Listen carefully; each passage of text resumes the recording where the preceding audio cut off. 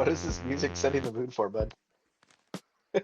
It's like we're coming online, you know? Like, yo, I've heard what's this up? music somewhere else before. Is it the strip club or the elevator? Uh, yeah, we'll go with elevator.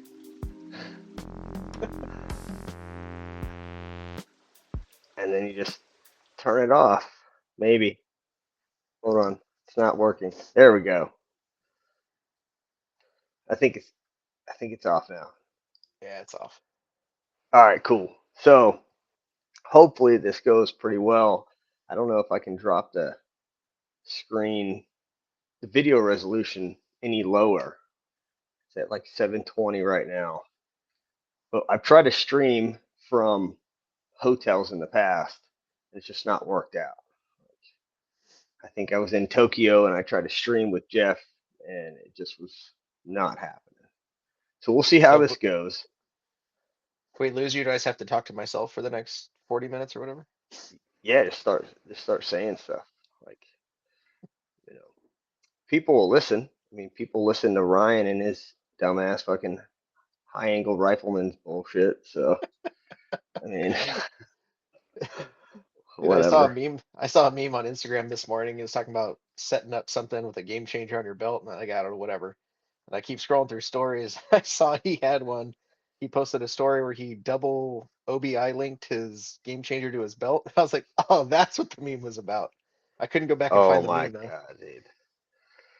Uh, I know he had released information like I don't know if it was because of us or somebody else, but he essentially released like a chart of here's the rifleman's way of shooting high angle when you multiply the dope, you're treating dope as like a linear number, and here is the range times your cosine, your traditional high angle fucking shit, and then here's the ballistic calculator, and like none of them are lining up, but he's highlighting which ones are closest, and there's a certain point, like a certain range, where the rifleman Brian high speed high angle method is closer than the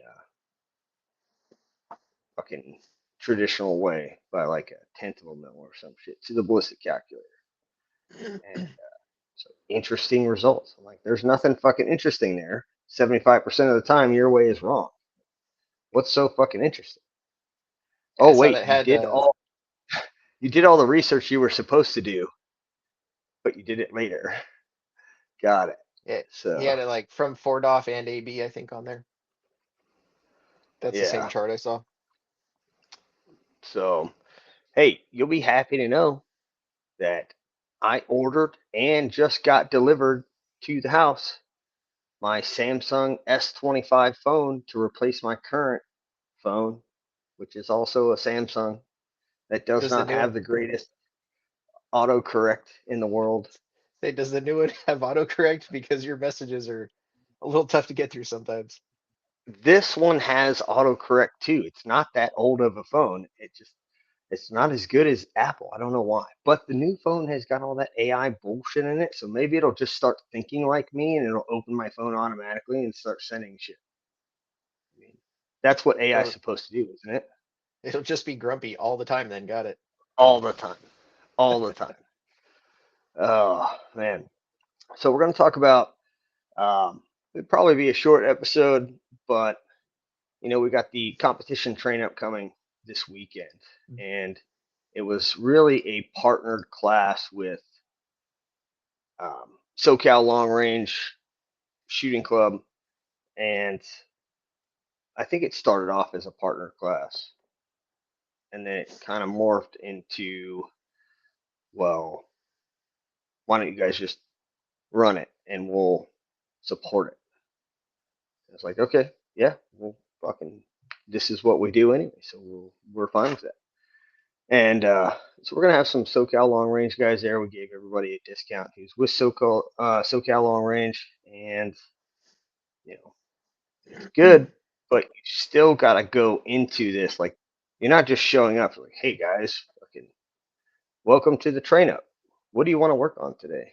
Like, there's some thought that goes behind putting any class together. And this one's a little unique. It's not quite a full day, but I feel like it is. Like, yeah, it's not 8 to 10 hours long, but it's still 7.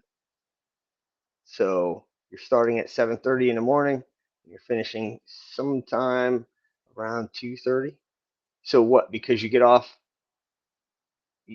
of the range before 5 p.m. It makes it a 3/4 of a day. You're still getting 7 hours of shooting in or training. Yeah, you Am sent I that frozen? training plan over and I was looking at like 2.5 hours. Like I thought these guys would be done by 10 a.m. So I broke it up into phases for this train up. I had specific things that I wanted accomplished, and I felt like it was going to be best if the day was broken up into phases. So I outlined every phase with that document I sent to all of you guys to look over and kind of give me your feedback on, and just how much time per phase. If I have 7 hours per for the whole day, if I break it up into phases, I can now start working how long each phase is going to take. And am I putting too much into one phase or the other? Uh, what do I need for each phase in terms of like training task? Like, what I want to focus on, and then what are the learning objectives that I want the students to walk away from? Round counts, and where can you find information on the subjects that we're talking about? And so it was pretty. I mean, it wasn't taxing to put all of this together, but the taxing part is what's the right word for it? Like the rewrites. The You got the initial draft, and then you go through and you say, okay, can we fit all of this in 2.5 hours? All right, and like you come back with, or these classes going to be a series. I'm like, no, they could be, but no, it wasn't. That wasn't my intent behind this particular class. This is like, hey, there's a PRS regional coming up.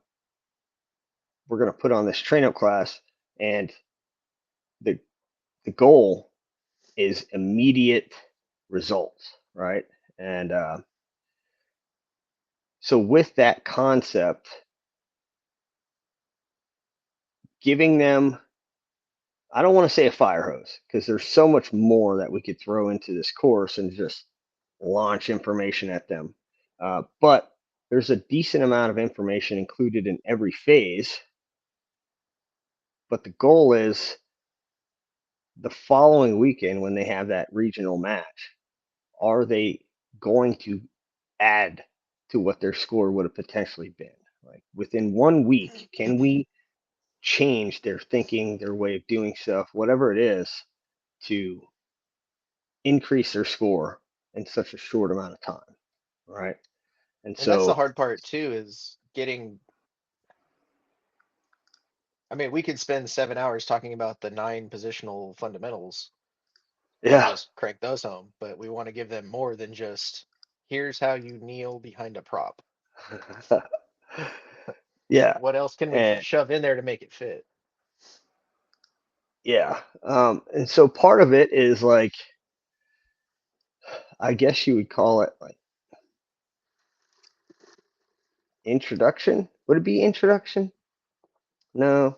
Some of it would be more of like, here is what you are expected to know. If you're a top level competitor, or if you have desires to be a top level competitor, here are the expectations for you, right? So, like phase one, fucking trying to pull it up here. Everything is just being weird as shit for me right now. Uh, It's the same one you sent us, right? yeah, my shit's just being wonky as shit. But so, like phase one specifically dealt with like getting them zeroed and a fundamental review.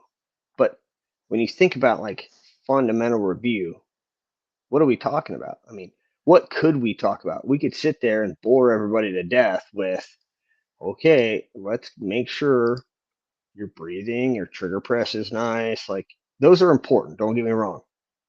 But are fixing those little issues going to get us immediate fucking points on their scorecard the following weekend? Maybe, maybe not. Right. So um, you can talk about those things, but I feel like there's other areas that are going to give us that immediate result. And so when we go through the fundamental review, we're focusing on, hey, here is recoil management. Here's why it matters. Here's what it does for you. Here's what happens if you don't have it. And then it brings in that whole consistency part from shooting prone to barricade, recoil management. So that's the fundamental that we're going to really harp on. And then we transition into the positional principles where we get to run them through the principles of shooting from the different props, the tripod, the barricades, the weird shit, right? And I feel like by teaching them what those principles are and giving them time to work on their recoil management and work on these positional principles, we're going to make some money there. These people who are showing up and trying to improve their score are going to get something out of that. If they're coming to this train up, they probably don't understand all those principles that goes into shooting from these different props. And so part of it is education. The other part is also educating them on what they don't know. And hey, we don't have fucking a whole weekend to work on this shit. So some of it is going to be an introduction of you got to improve in this area or go to another class that we offer on the weekends. Like, oh, you want to get better at this and you don't feel you got enough time? Well, come to PR2 because PR2 is built around this entire thing, which is odd because we have the March 15th competition train up happening. And then at this exact same time at our other range, we have PR2. And I mean, both courses are fucking topped out right now. We just got another competition train up, dude. I know we had one guy drop out from PR2, so we have a slot open. But both classes are pretty fucking full right now. And Yep. I mean, it's not a bad problem to have, but I mean, so that's phase one. And phase two, I wanted to start transitioning into making win calls, but there's more than just making that initial win call, right? And I have in the like the training task for phase two for win calls is not just using the win formula, because you know a lot of people will fucking use their ballistic calculator and just have that thing tell them what the win correction is, right? Oh yeah. But after that first shot is taken, what the fuck do? You gotta bust out your Kestrel and say, tell me what my next target win call is, you know? And You'd be so surprised. Some people will. and so being able to take your initial win call, right? Because before you actually shoot, before you actually get into that stage, experience will drive a little bit of it, but without experience, a lot of it's a guess. Even how you conduct the stage is a guess because you're not quite sure that your plan is going to be that badass plan you thought it was going to be. And so it's kind of the same thing with the win. Boom, first round's out the tube. Maybe the target's only at 250. Like you have to be extremely nitpicky on what your win call was, where it hit, and is that win call going to assist you with making that 600-yard fucking win call? And that's kind of the shitty thing about Paula, not where we're doing our training, but the actual Paula range where they have their monthly competitions. You'll get some of those stages where it's like, shoot this 300-yard target on the far left side of this berm, and then shoot this 650 target way over here on the right going up the hill. And not only is your angle, your direction of fire different, but The wind is completely different. the wind up on that top right is fucking shit, dude. Like you learn nothing from that first shot unless you have the experience to either have shot there before and kind of know that things change up in that top right corner, or you're able to pick something up in the glass, right? And so being able to make that initial wind call, adjust from it, not needing your ballistic solver or your Kesha or anything else, right? Because once you're in the stage, you should be focused on shooting and trying to get every hit possible. And so there's a lot of wind in phase two, and how to employ that thought process, how to on the fly reverse your wind formula so that, hey, I shot at fucking target, 400. My initial wind call was 0.4. So let's say it's a fucking 6.5 Creedmoor and it's a 6 mile an hour gun. So you thought it was 6 mile an hour wind, you held 0.4 and you missed off the right. To get the initial hit, the fast and easy way to make the correction is Drag and drop. drag and drop. Exactly. But then now that you've got that hit and you're moving on to the next target, did you learn anything? Because you should be learning from that mistake you just made. Because now if you go to that 600-yard target and you only hold 0.6, you're going to get pretty much the same result as the 400. Right. And so after you do the drag and drop, boom, you get your hit. You're like, okay, that total amount was 0.8. You should be able to, in your mind, make that like familiarization or that quick math where you start to just process those multipliers. And so now when you get to 600, you're multiplying by 2. So now you're at 1.2, right? So a lot of wind in phase two. And then there's efficiency built into it as well. So if it's done the right way, which I'm sure Bert's going to have a great time with this, is having them make wind calls on random targets with different directions of fire, but having them also at the same time focus on efficiently getting into position on whatever prop that they're shooting from. And so, I've talked to you guys, and like in our classes, we talk about efficiency. It's not as important for, say, your average rifle shooter who just wants to learn how to shoot long range from a fucking position. But when you start getting into timed events, efficiency is everything, because if a dude takes a knee, gets on target, but then has to switch knees because he put the wrong knee down first, how much time is wasted there? Oh, well, it's only 3 seconds. Well, it's 3 seconds is a shot. And if you're fast enough, 3 seconds is 2 shots. But every little thing that you do adds up. So you're efficient in taking a knee, or you're inefficient taking a knee. And then when you were moving from this position to this position, you grabbed your rifle, grabbed your bag, you set your bag down, you threw your rifle up there, but you didn't deliberately set your bag down. So now your bag fell or it shifted. Now you got to fix that. And it's like tolerance stacking.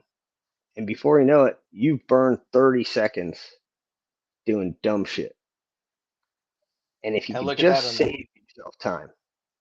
look at that on the flip side. You're thinking like a PRS, like, can I get all my shots off? If you go to like a time plus event, like a gas gun match, that 30 seconds could be the difference between first place on the stage and 40th. 100%. Yeah.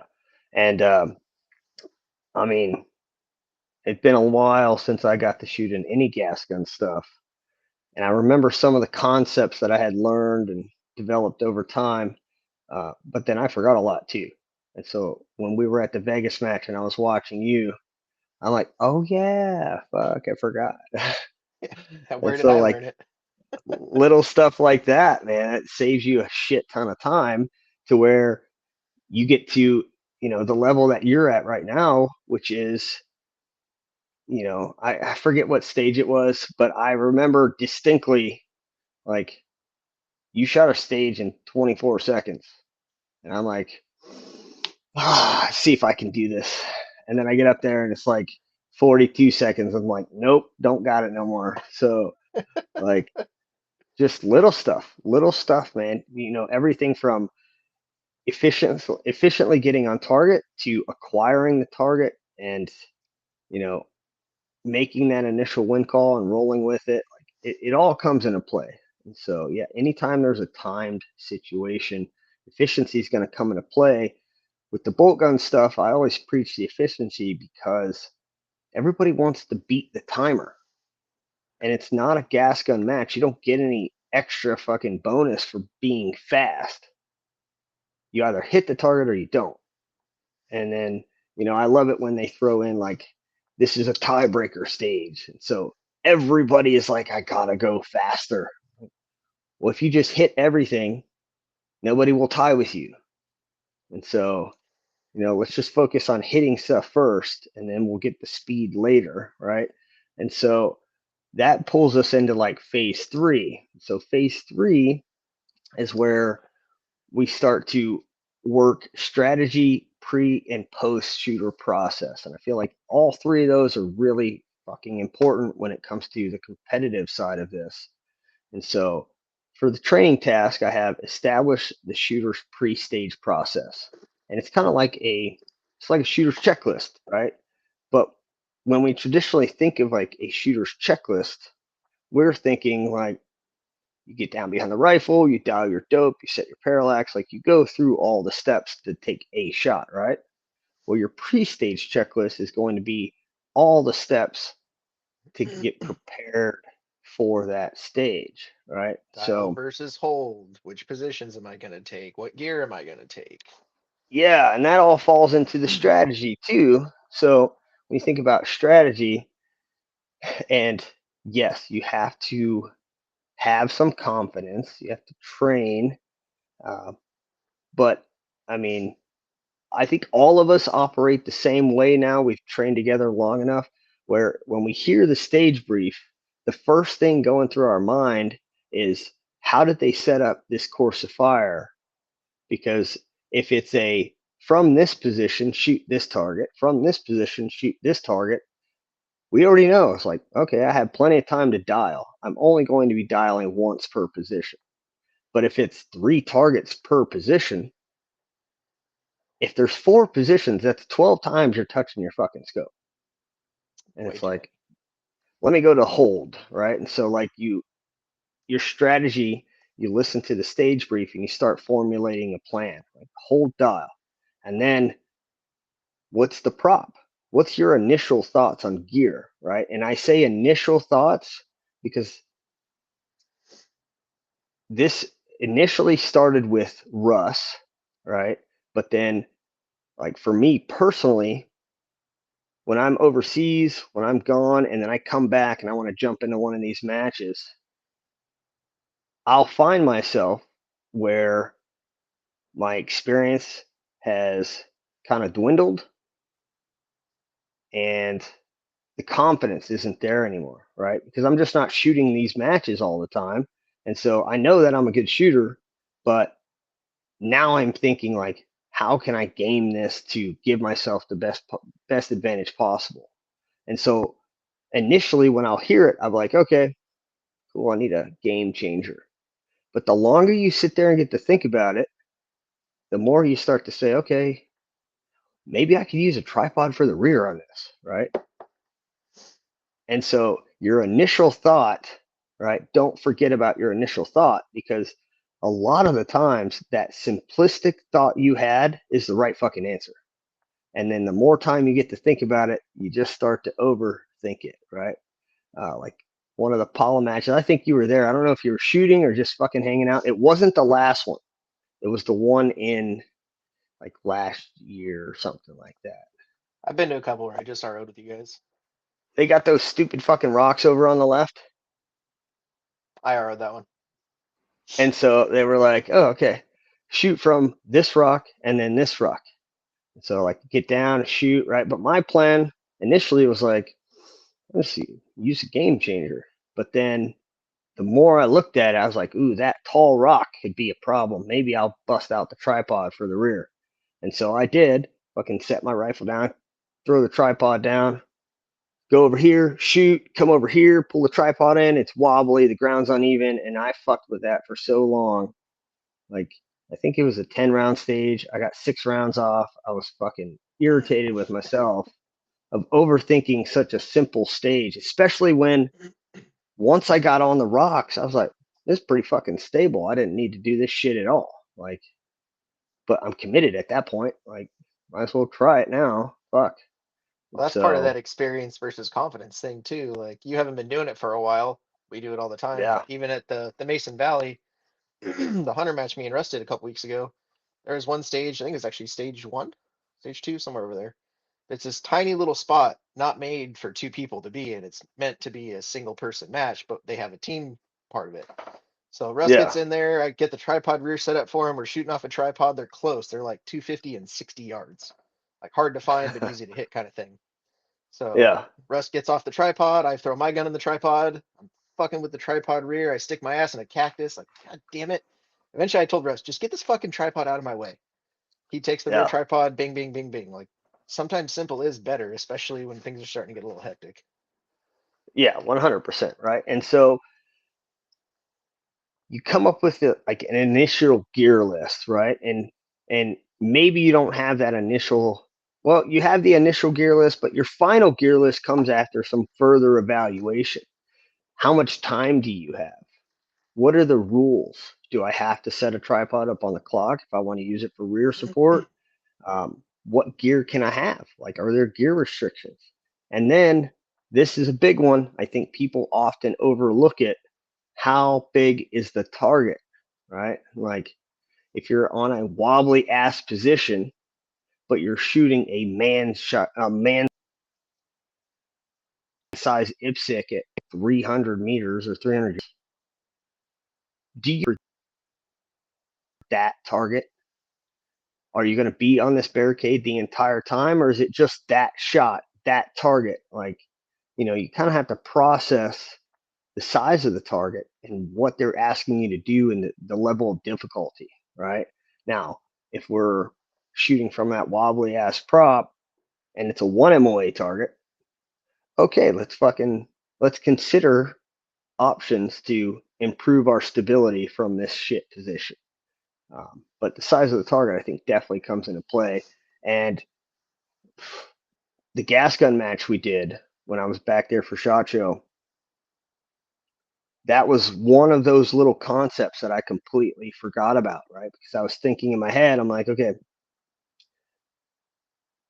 I need to hold, obviously. I need to be fast. I want to try and attach this to the rifle. I'm going to do this. And I was like writing down what my holds were and what I was going to dial for the first target. And then you had come over and you said something like smart ass shit to me. And I'm like, That doesn't sound like me at all. got me thinking. And I'm like, wait a minute. And so like I look at the target, I'm like, fuck, the targets are huge. Like, I don't even need to fucking aim for the first target in a precise manner. Like, as long as some part of my reticle is on the target, you're going to be a hit. So I was like, well, why dial for that target? Why don't I just dial for the second one? So then I start looking at the second one, and the second one is like a 3/4 IPSC. I'm like, fuck, this is the same thing. Like, I don't need to be dialed 1.8. I could dial 2, still hit that bitch, and that's going to make my third target just a 1 mil hold. And so, some of those concepts again, like, have started to fade from my memory a little bit, and it was cool to get back into that style of shooting and thinking about target size and really just hammering home like strategy, right? Strategy is everything. So um, once you kind of go through every phase of the strategy, then you're going to come and you're going to start looking at what is my post stage process look like, and understanding why it's important to do a post stage process. And for me, like, I've discussed this on other podcasts, but as soon as I get done, I clear my rifle out, I go set my shit down, my turret goes back to 0, I go back to my bag, I fucking load a magazine, put it in my belt, And then I start looking at, okay, this target, this target, this target. I held this, and this. This was my win calls. I missed this target. Why did I miss this target? Because if I can identify a bad win call or something, right? Maybe it's that top right corner of Apollo range. Is there something weird happening up there? Why was this call wrong, but this one was right? Like what happened in that space? I'm really just trying to identify as quickly as possible, because there's other things that you got to do, right? Like to be a good teammate, to be a good just competitor in general, you're going to have to spot, you're going to have to help pick up people's brass. Like you want to be active in all of that shit, but also take care of yourself, right? And so there's a little bit of selfishness, but take care of yourself, get yourself back in working order, right? And then do those other things. And I say that because the minute you break away from that post stage process, like let's say I set my rifle down, I don't zero my turret out, not a big deal. And then I go over to my shit, I write a few notes down. Somebody says, hey, Tyler, can you spot and run the tablet? Okay, cool. So I come over, I fucking spot, run the tablet. Now we're running off to the next stage. And then I get up there, they're like, shooter ready. I pull my mag out. I'm like, oh, fuck, right? No mag. I didn't load it. And so I don't know if you've noticed, but I will always have a magazine in that front pocket leg of my fucking Yep. shooting pants, and then one on my belt. And normally it's just there as like a plan B, like forgot to load a mag, or I start to have mag malfunctions. I'm just going to drop it and run to the next mag. Like whatever the fucking case is, I never want to be caught in a position where I'm not going to be capable of fixing something that went wrong. That's And part of so why that post stage process, I say that's part of why go I ahead. wear the chest rig for gas gun stuff. I got 3 mags across my chest and one in the pouch, just in case I forgot to load a mag, one goes Yeah. down, whatever. Same thing with the bolt gun. I have 2 bolt gun mags in my chest rig. So this one starts fucking up on me, just switch it. Who cares? Next. Or if I forget to load a mag, I got 12 rounds with me. Yeah. And that's not really strategy. That's experience and habits coming into play, where it's like, for law enforcement, for military, we call it like SOPs, like standard operating procedures. And so you should have those as a competitive shooter. What are my standard operating procedures? And for us, having that capability of spare mags is a big one. Like, fuck, I should have a spare mag with me. Th- Something This might happens. go this might go And slightly off so, topic, but let me pick your brain on this one. So you talked about that selfish part, yeah, right? Like before I knew you when shooting with you, you had the reputation of like, oh, this guy's a prick at matches. Because guys would try to talk to you, but you'd be in the middle of doing whatever it is you're zoned in on, right? Loading your mags, writing your notes, whatever it was. yeah. So the Yuma matches, the last few, I've been asked to squad bomb. I'm one of maybe like 5 people Oh, at that match shooting for series points. And the last match, I was like, man, fuck squad bombing. I'm never doing this bullshit again. What are your thoughts on that? Because we're not getting paid. We're still paying competitors just like everybody else. And we have a little bit more on the line than, the guys that just show up to hang out or shoot or whatever. I want to tell the guy, no, I'm not doing this, yeah. but I also feel like a dick because I'm one of the experienced guys and should be helping out. What do you think, But I think it depends on how you look at it, right? I mean, from your perspective and even from mine, like, I don't want to be there to fucking to run a stage, to herd fucking cats, like, hey, let's go, hurry up. Like, I don't want to be there for that. But I understand like that's the nature of the beast for these matches to go. And you know, so I just, when I get asked to do those things, I try to use it as, I guess, like an opportunity to improve myself, not for like human interaction, but how much better does your process have to be in order for you to do those things? is the time to do that at a How national much? series points match, or is it to do that at a Vegas match that doesn't have series points attached to it? I mean, we don't get to pick and choose the times when these opportunities present themselves. I would hope that it wouldn't be at a national level match, but sounds like that's the situation that you're in. And so for that situation, I'd probably say yes, just because like you want to be that good ambassador for like the sport itself. But at the same time, if you got a squad of, I don't know, let's say 10 people are in your squad and they're like, hey, will you be the squad mom? It's like, okay, yes. I would immediately start fucking like looking at the shooting order and identifying, somebody who's around me in the pecking order to say, hey, at this time, I'm gonna need you to take over. Or, finding two people in the squad and say, hey, I'm the squad mom, I'm gonna be running this, but I'm going to need you to take over at this point so I can get my shit ready, right? And so, um, also, you're the driver of the bus at that point. And so you read the stage brief, and I feel like there's a lot of benefits when it comes to being in that squad mom position. One, you're reading the stage brief. And so you're going to have a clear understanding of it. You're going to be looking for the targets and having to show people where the targets are. So your knowledge and understanding of where those targets are going to be will be at a heightened level. And then how much time before that first shooter is called up? Well, you're dictating all of that. And so you can read the stage brief to everybody, say, here's the targets, here's the targets, here's the targets. If you guys have any questions, here's the prop. All right. Don't bring your rifles up here, but feel free to come up, touch the prop if you want to. I'm going to give you guys about 4 minutes to go through whatever shit you need to. And then that first shooter, I'm going to call you up. And so now you've given everybody, including yourself, 4 minutes to run through that. And then you're the fucking guy, right? And so other people on the line who are not in a responsibility role, they're fucking off, they're watching fucking Saturday football like I do, like whatever it is. And meanwhile, you're up there, you're watching every target. You're watching a guy shoot because you got to make sure he's safe and he's not fucking, moving from position to position off safe. So you're seeing the positions and how well they work. You're watching targets and where people are predominantly missing and what the win calls are, failing. And so I think there's a lot to gain from it.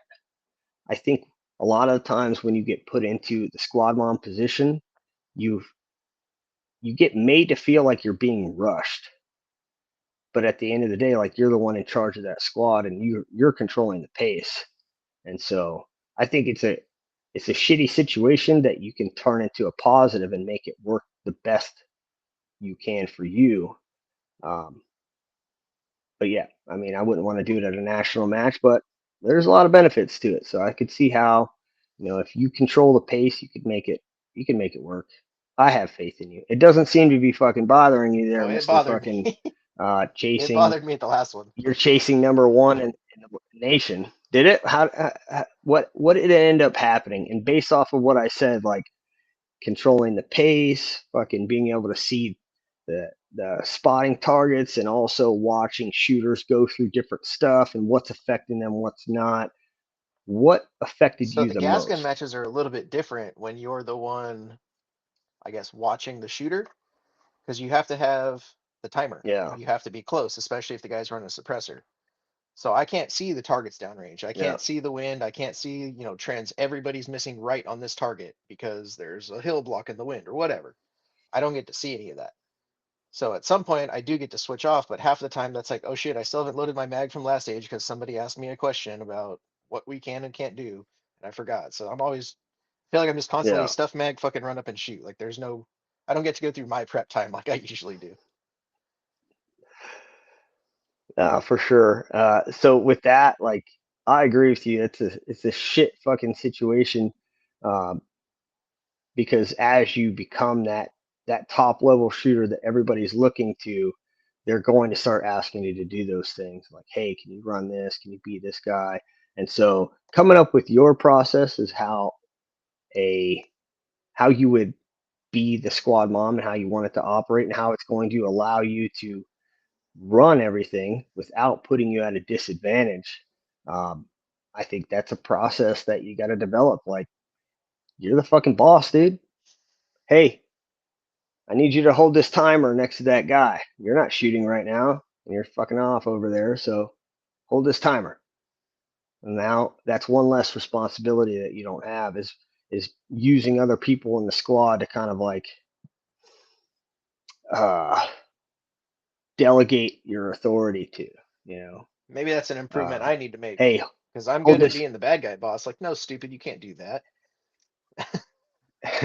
But wanted to make sure that other guys aren't getting screwed out I of mean, points and times and stuff. Try to keep the experienced guys running things, but yeah, no, for sure. Yeah, and that's that's the gray areas where you know you want to give these guys, especially the newer guys, more benefit to improve themselves. But at the same time, like you don't want to take away from yourself at such a large level either, right? So personally, I would look at getting others involved, delegating some of those things. You know, having somebody else fucking run the tablet. You're spotting, someone else is spotting, and like just switching it up because you can also show value in every one of those jobs by getting the newer guys involved in it. Like, hey, I need you to spot. I need two eyes on this. What's that guy getting out of it? Well, right now he just thinks that you're fucking telling him he needs to spot and help you, but in reality, you're helping him learn and identify where these targets are. Or he's getting to stand there and hold a timer and watch how a shooter is moving through this position, and hopefully he's gaining some information on like, oh, this guy did this and it didn't work out, right? So, um, and plus, I would try to slow down some aspects of it, not the shooting part, but I try to slow other areas down so that you're not forgetting to load your magazine. Um, you need a process, right, to be a squad mom, and it just sucks that you had to start developing it at a national level match where you're like, oh fuck, like it is a Sin City thing, right? You learn those things at the local matches so that when you're asked at a bigger match, you know what to do. yeah. So, I may yeah, I may just kind of delegate blows. this next one to Derek. He's in my squad, so suck it up, new guy. Yeah, he is the new guy, dude. He is the new guy. So he's coming this weekend, Sunday and Monday. and he seems pretty excited to fucking smash that See if he can mover. hit it. See if he paid attention when I taught him how to shoot movers. Okay, so if you get him out there, right, and he's the first shooter on the mover. Now the way that the mover is set up right now is, let's see here. The way that the mover is set up right now, we're changing the position of the mover, but it's not going to happen by the time Yeah. your class comes, right? Most likely it's going to happen in April when the muscle is back home and can go fucking dig dirt and move shit around. But I want it to be behind the 100-yard berm back at the 225 line where the KYL rack sits. The issue with that is like you got a nice fucking flat area right here, but I have an extended track. And so it would extend over this little fucking, Bert calls it a gorge. I don't know if he's ever seen a real gorge before. It's not a gorge, but it is It's a kind of rut. like a little creek bed. Yeah, a little rut, right? And so I went and bought like 30 fucking center blocks to build like a track platform going across that area. And so your track would seamlessly go from ground to cinder block to ground. Uh, but it's a lot of fucking work, man. Like, just to put the mover where I have it now, which is it runs along the side of the 100-yard range, and you would shoot it from up on top of the fucking Yeah, field it's held up skills by a position, sawhorse and a right? cinder block. Again, like the ground is weird as fuck there. I've been trying to get a fucking excavator to come out and just finish leveling that. Like I didn't realize how bad of a problem it was until the guy I'd hired initially had left. And then like I get down in the prone and I'm like, fuck, we're looking slightly uphill, and it's not a lot. If you think about it, like 1 degree at 100 yards is 5 feet. Damn. That is a 1 degree fucking upslope. That's all it is. It's 1 degree. Now it lets the water fucking run downhill, but it really blows ass when you're like trying to like lay down and you got to get those bipods kicked out, and then there's just all kinds of improvements. This is not a range improvement fucking episode, but there's obviously always things that we want to do better. And so I had gotten like a big ass bulldozer and I hired another guy. And I don't know if you remember this, but Vanessa I started remember. calling you, Russ, right? I haven't heard from Tyler. It's fucking midnight. Meanwhile, I'm just over at the range with no cell service, fucking driving this fucking bulldozer because this dude I hired, he told me, get this bulldozer. I'll be able to do anything you want. I'm like, all right, all right. They deliver this motherfucker. He shows up. He's out there and he's just like, I was up on the high angle putting in land navigation fucking sticks. And I'm looking out across the valley and I see him and he's just kind of like driving in fucking circles. But the range doesn't look any flatter. And so I go down there. I'm like, dog, what's up? He's like, yeah, you were right. Like, I can't get through that rock vein over there. I'm like, well, motherfucker, I just paid $4,000 for this equipment, and you're telling me you can't do the job I need you to do. And he's like, yeah, it just won't cut through it. I was like, you said this fucking D5 whatever would cut a fucking hole in a mountain. Well, here's your mountain. Where is my hole? He's like, yeah, it's just not going to happen. I'm like, all right, well, get the fuck out of here because I'm not paying you anymore. And so I still have this bulldozer for fucking hours. I just start fucking going to town, dude, like cutting shit out. And the range ended up getting cut in layers, right? That's the best I could do. So when I decided to put the mover there, the track was so long that it went out over one of those layers. I'm like, what the fuck?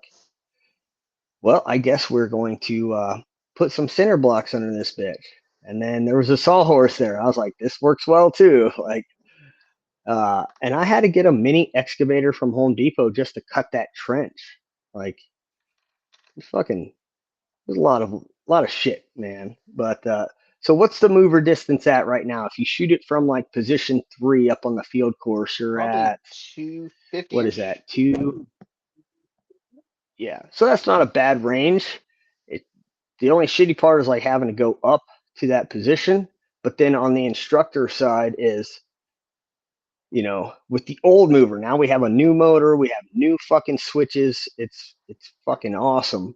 But with the old setup, if it ran off the track, if the fucking thing didn't engage, now you got to run your ass down there. What did Bert say he had to do? Like Yeah, 6 because fucking got right times off the track. up and down. Oh, dude. And so, it's in a shit position. I do like it, but I feel like we can put it in a better spot. So we're going to move it. But you take Derek up there, you're on position 3, and he's the first fucking guy, right? And are you going to tell him how fast it's moving? Because now we have up to 9 miles an hour. You can program this thing to do different speeds. So you're gonna give it to him easy, 9 miles an hour? Well, did we figure out the remote thing yet? Can I change it from up there? Well, I'm waiting to hear from Bert, but the one that we purchased has a remote. From what I was fucking reading, I believe it can be controlled from the remote, possibly from your phone. So I guess we'll find out. But Yeah, you're I'm still here. there? Tell me you're not frozen right now. Is it I can my hear you. service? Okay. So maybe if it's at 3 miles an hour and you give him the law enforcement qualification, which is 5 rounds, got to get 3 hits, and your first shot has to be a hit or it's a fail.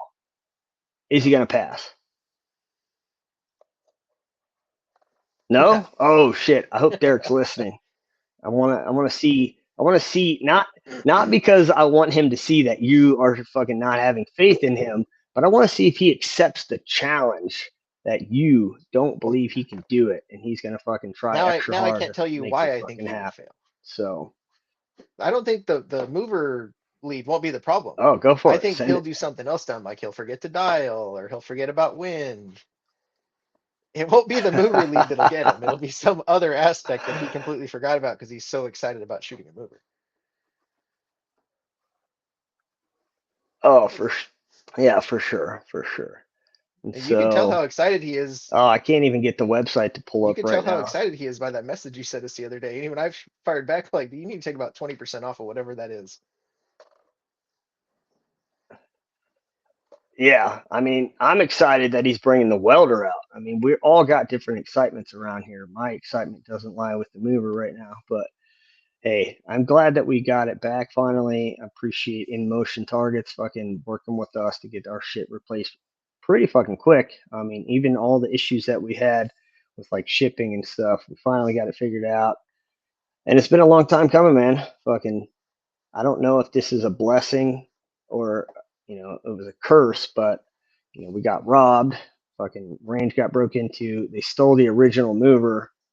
And, was it was it a year? Was it a whole year that we went Oh, without having that it's been longer mover than that. system? It's probably been closer to 2 years. About a year and a Yeah. half? Yeah. The fucking robbery happened in what, July 2023? Dude, I'm pretty sure it was before that. That might have been 22. No, not the first year I was out overseas on I that think so. contract, was it? Because I only set the mover up maybe 3 or 4 times after Damn. you left. It's been a while, dude. Huh. That's crazy. It has been a while, man. So, I mean, this shit's not cheap though. No, it's It's not not. fucking cheap. And on top of that,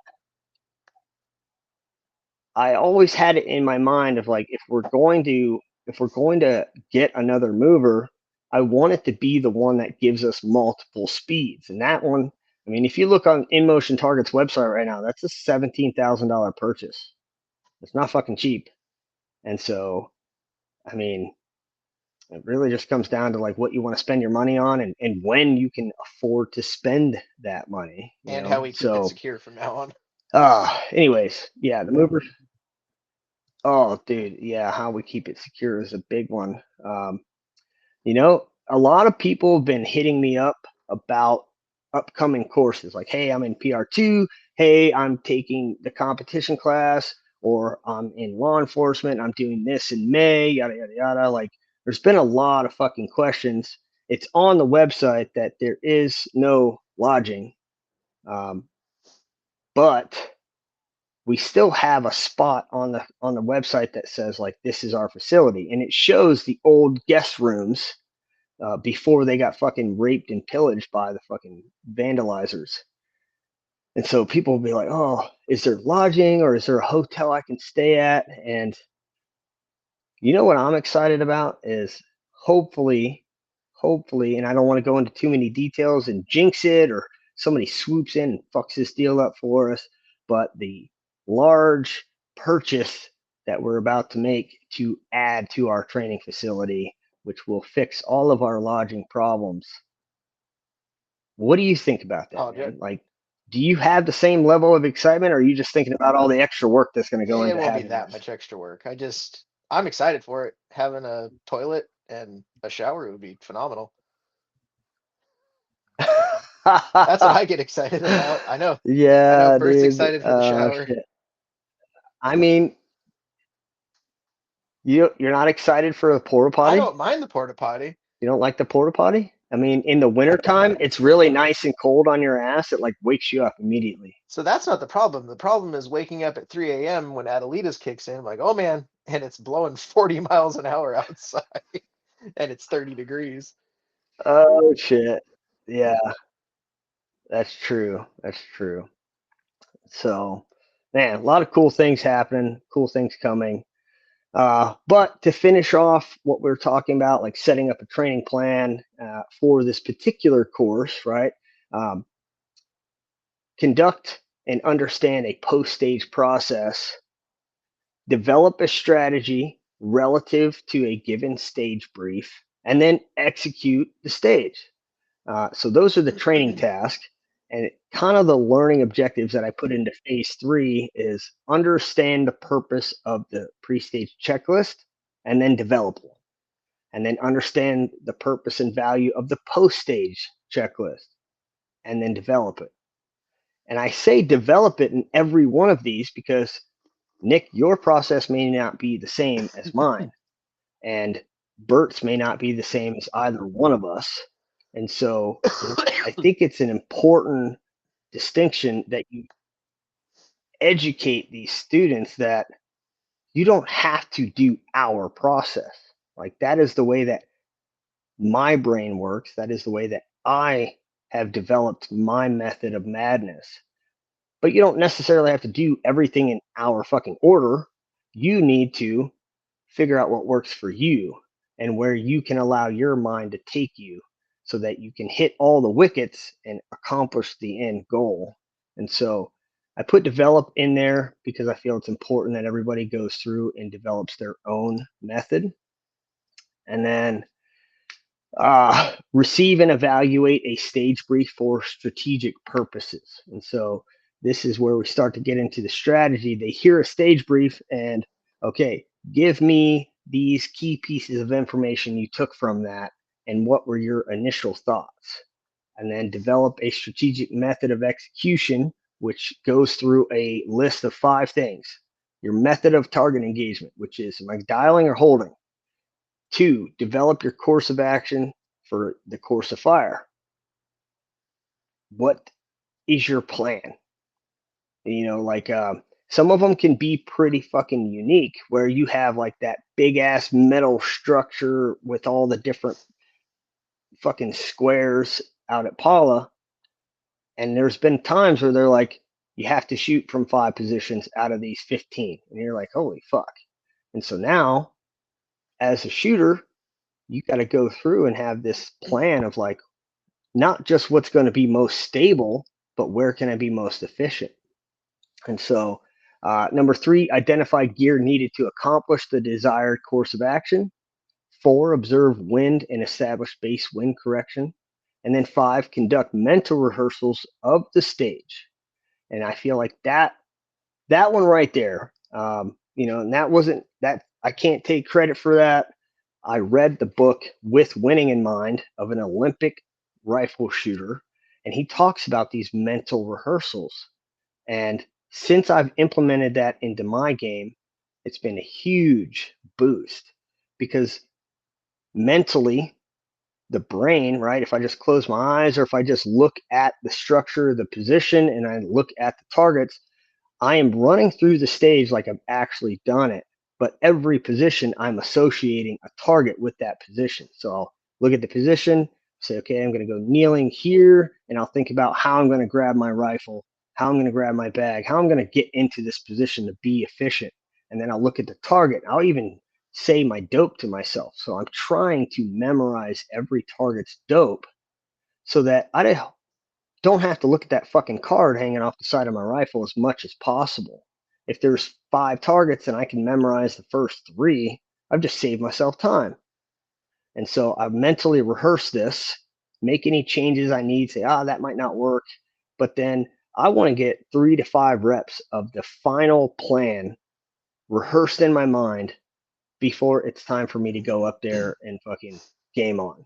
So mental rehearsals is a big fucking sticking point for me. I feel like there's so much value in it and it's not treated accordingly. But from your perspective, right? Like, I still compete. I still do really well at bolt gun. I'm not at the same level of gas gun. I'm not where you're at.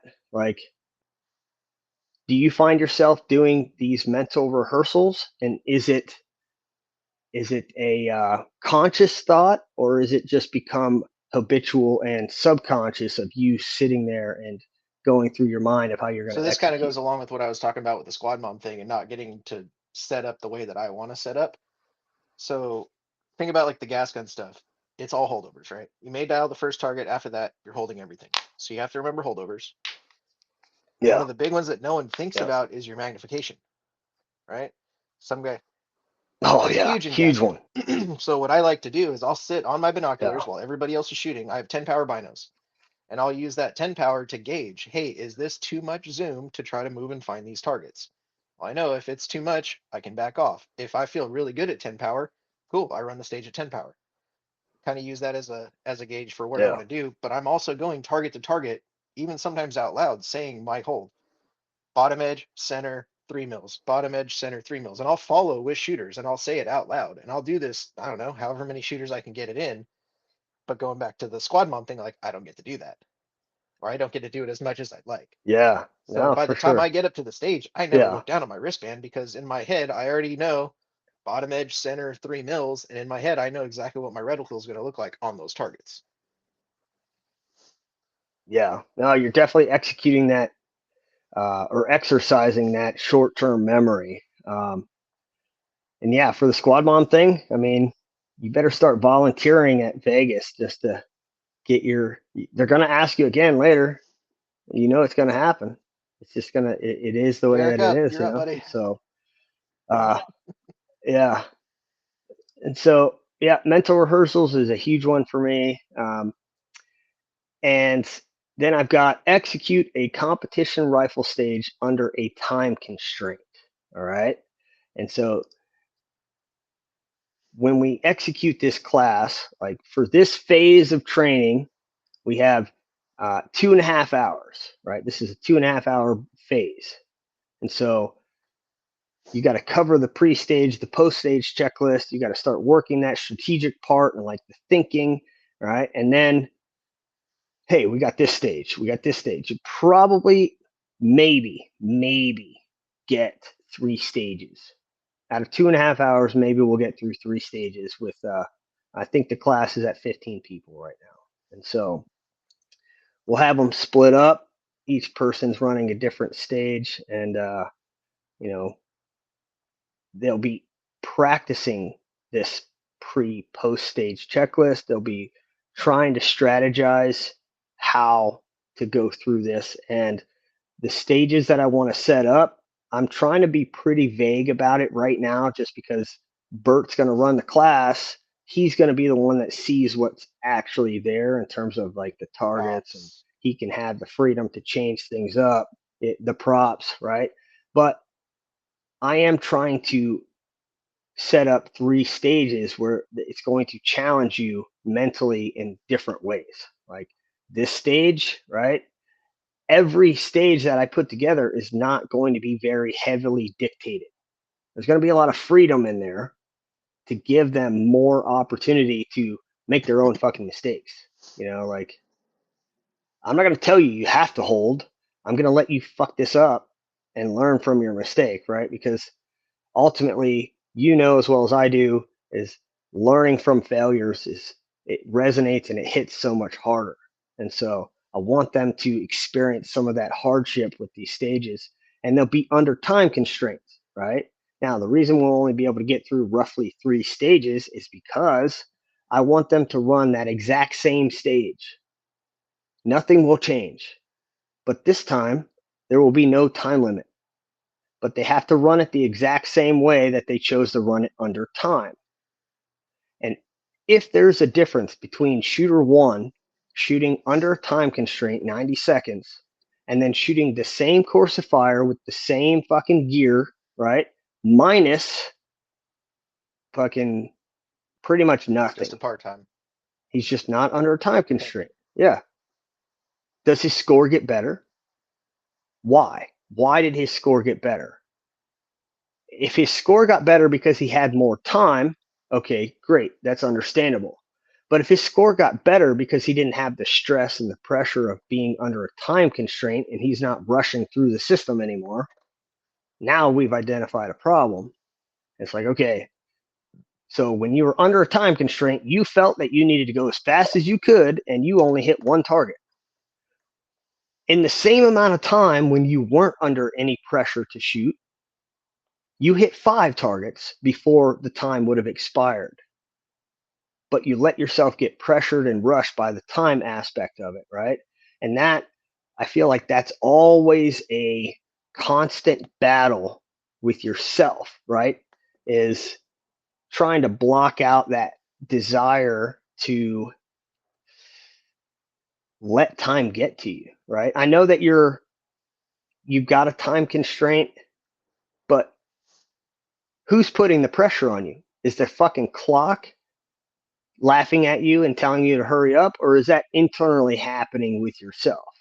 And so I think this is an internal battle, and it's one that, especially with the bolt gun stuff, you have to overcome, or you're just going to keep getting worse, right? So, I mean, there's a million different ways to skin this. I felt like this was the best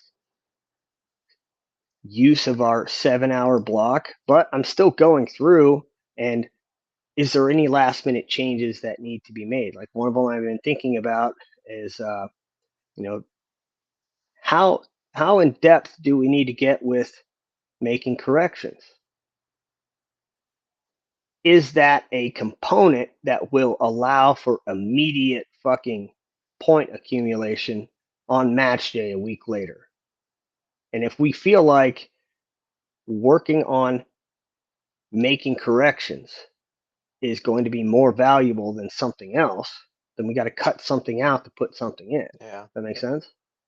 The more And you talk so about this, asking Bert, the what's more you that? talk about this, the more I keep thinking Bird is going to have to be on his A game just to keep these people in line, because any one of these topics could derail into a half-hour breakdown. Any single one of these, 100%. 100%. And or so, even in AI, again, not trying to like throw Bert into the fire. Yeah, even go one of the ahead. other guys that's helping out, kind of going off on a tangent a little bit. Same thing could derail this thing half hour to 45 minutes, just jumping topics. Oh, I'll have very specific instructions. Like, the goal for me, and I've told you guys this, is like, the goal for this course is immediate results, right? And yes, there are going to be people with questions. There are going to be things that could derail you, right?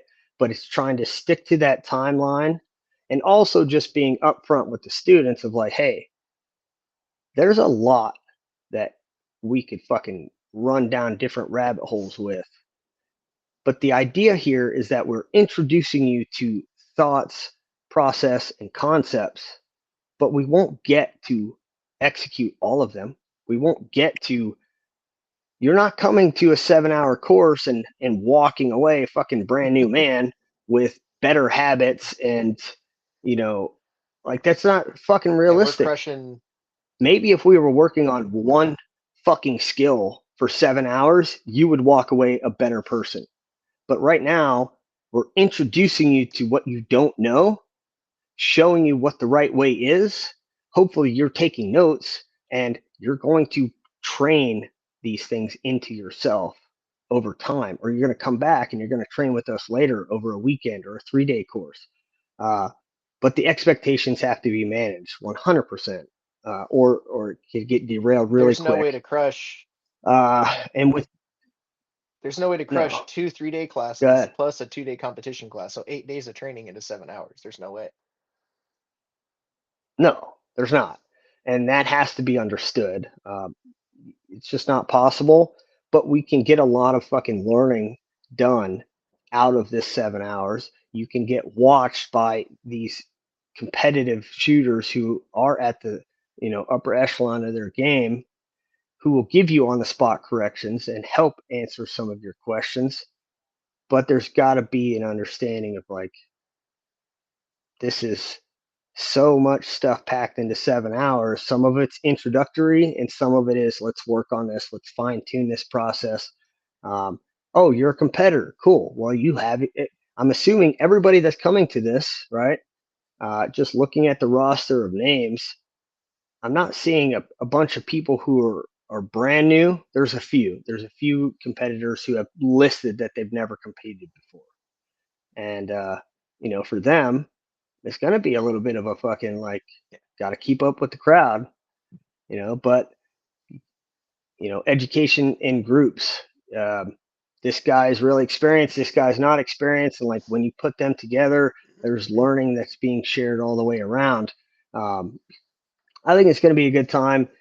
The stuff that I'm printing out will hopefully be a huge asset to Bert. Not just dropping him into the fire and saying, "Have fun, dude," but printing out those student books that follow this template for the 7-hour course, and it lists out all of these topics that we're talking about. And so they're able to follow along. They're able to write notes under each one of those subjects while he's discussing it or he's describing it or he's doing a demonstration. And then, they can continue to take notes. And included in the student handout is the competition stage, um, like workbook. So essentially, like, you get the stage brief and you elect to hold, right? You're going to dial first target, you're going to hold for everything else, and then this is the gear you're going to use, and then this, and then this, and then this. And so you write this stuff down, your initial decisions that you made, your mental rehearsals. Was it done? Check that box. Okay, now your post stage, you go through, you do all your shit, and then you write down your notes, right? But it's asking you specific things. How did your plan execute? Well, if your plan fucking failed, why did it fail? Right? What did you do that caused it to be such a fucking cluster? And I think that's a very valuable portion of, we see it with, I'm not trying to throw Vanessa under the bus or anything, but we still see it with her. Now, granted, she still does well. Like, the girl can shoot, but there's times, especially because she's not competing as much as you and Russ and Adrian and fucking Derek, but there's times where she won't shoot for an entire year. And then she'll come out to Paula, and yeah, she took 15th place or something like that out of like 50, which is really good. Not taking anything away from her. But how many stages do we see her like, you know, well, I just couldn't fucking see where I was missing. And then she'll go to another stage and she's like, I just couldn't see where I was missing. It's like, well, at some point we have to correct that problem. You know, why couldn't you see what you were missing? Well, every time I shot, my recoil would go off to the right. Okay, so now we're getting somewhere.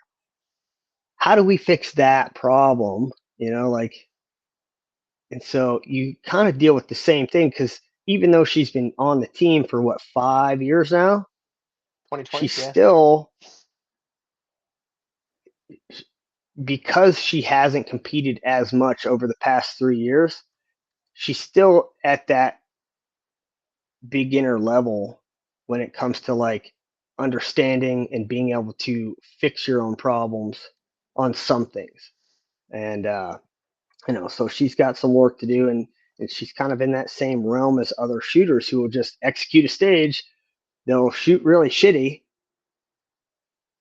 but what's going through their mind? Like, are they down on themselves? And she'll get down on herself. She'll like, how many, not because of me, not because I of knew this me next fucking question. coaching or yelling at her, but how many times has she like, been on the verge of crying because she had a bad stage?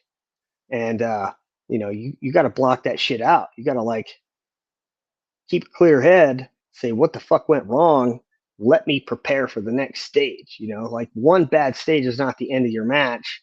And even if you have 10 bad stages, who fucking cares? Like, take the time to learn from every one of those stages, and maybe the next match will be better, One thing right? I've noticed a So lot with her is uh she would shoot a lot yeah, it's and gonna be a she good would be time. putting all that pressure on herself, right?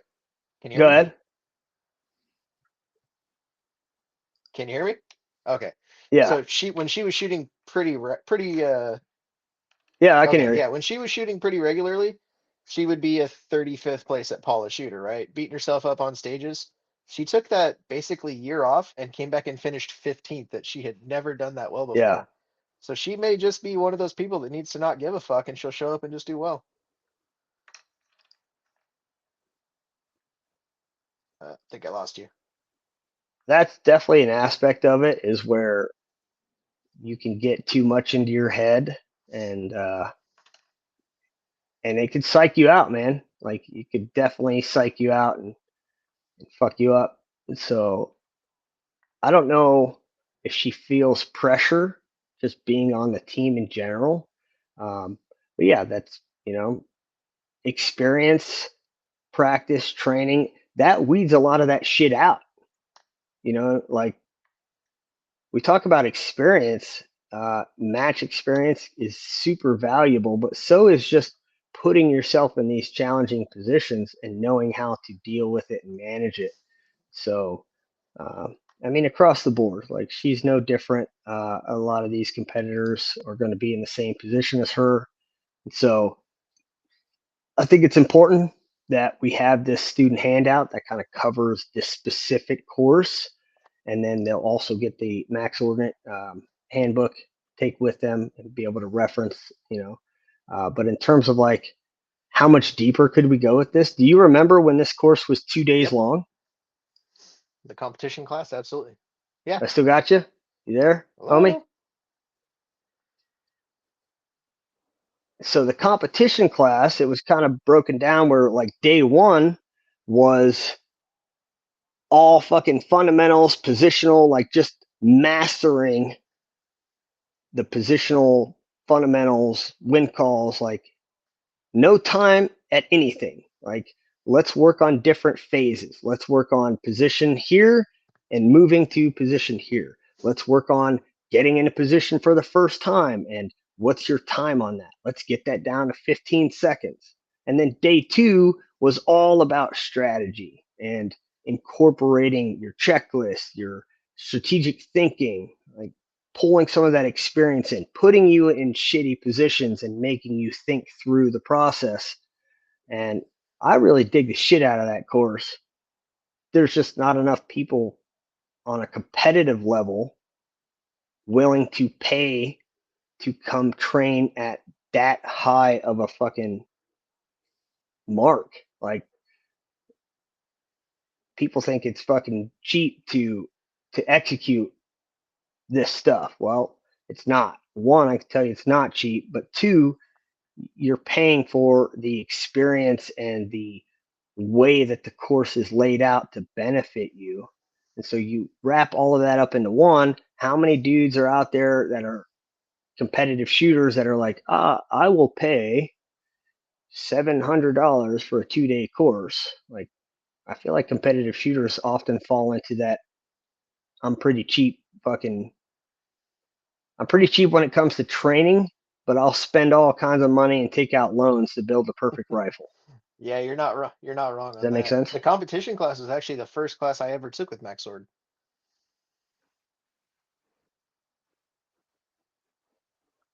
Yeah, it was the first class you took. And You were so, talking a minute ago about anyway, man, this has been a good discussion. We're at 1 hour, 17 minutes right now. And I feel like everybody in the hotel is starting to wake up and jump on the Wi-Fi because I'm having a lot of glitchy issues, and even you are coming through weird, and it's just starting to get fucked.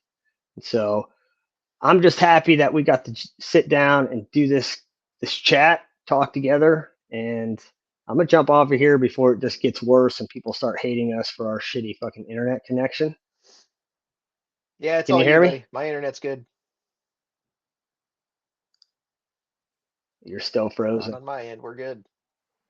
All right, buddy. Hey, man, I appreciate your time jumping on here with me and having a good time. Everybody else, thank you guys for following, for watching, for catching up. You can find this and many other episodes on our podcast channel, Max Ordinate. We're on all the major fucking outlets for podcasts, Spotify, Apple, all the good ones, all the little ones too. YouTube, if you want to watch the video and see Nick's frozen face on my screen. I don't know what the actual video is going to look like, but to me, he's frozen. And see some of the comments on here. There's still a lot of stuff on patreon.com. You can go to Patreon. We stopped uploading a lot of the podcasts to it just because you can get the podcast for free. But being able to upload some of our instructional videos, our PowerPoints, some of the classes that we teach are on there. You can reference them anytime you want. Become a member. We got different levels. We got just the standard level, and then we have a VIP package, which if you sign up for a VIP, all it's doing is every 3 months you're getting some kind of gift. You get a coffee mug, a fucking some kind of like sweatband. There's a hat, like you're getting a gift every 3 months. And so, check out the VIP if you're interested. But for the training aspect, I've been put a lot of stuff on Patreon. So give it a shot. Patreon.com/MaxOrdinate1. And then don't forget to check out the Shooter's Brief with Nick here and his partner, Nick Helbert, who also runs law enforcement classes for us. So, yeah, appreciate you guys.